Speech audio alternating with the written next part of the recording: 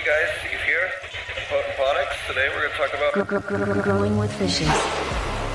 So yeah, I mean, a lot of places, they're all doing their hashes differently, and you just like pulled up this one beautiful picture here that I can look at of Kashmir chili. I mean, this is a special one. This is what they make once they've dry sieved the resin, and then they cook it, and they cook it inside a corn cob.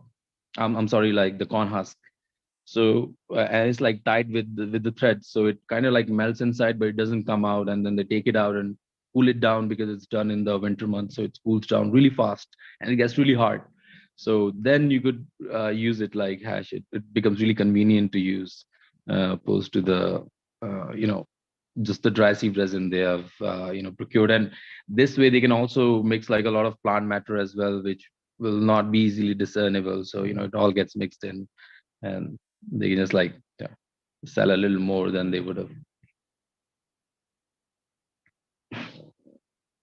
That's interesting. So how do they cook that? They just wrap it tightly in that and then put it on a Um, dry skillet, or is it how do they do that? so yeah, it's actually a process. So what they start off with is, the first thing is, the plant matter has to be absolutely dry before they want to sieve it. So once they do that, they sieve the resin, and once they've collected the resin, they let the resin sit for a few days first of all. But there were some like younger folks that we saw in town. I mean, they weren't really doing that. They were just like extracting the resin and then straight away cooking it. But as we went to places like Pulwama, where we had more traditional farmers who've been doing it for a longer time and bigger scales, what they were doing was they were extracting. I mean, they were sieving the resin, and then they were keeping it. They were storing it for at least like 1 to 2 months. And once they were like, okay, it's aged a little bit, and it has developed certain flavor, then they would take it out. And at that point it wouldn't even also remain so powdery, so it's also easier for them to just like put it inside these empty corn husks which are dried out already in advance. And they would just roll them and tie them with threads, and then they make a fire, and then they put these pucks that they've made into fire, and let the fire burn.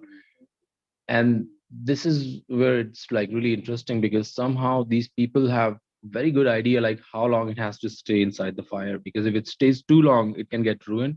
And if it doesn't stay that long, you wouldn't have everything melted down, so it wouldn't really mix properly.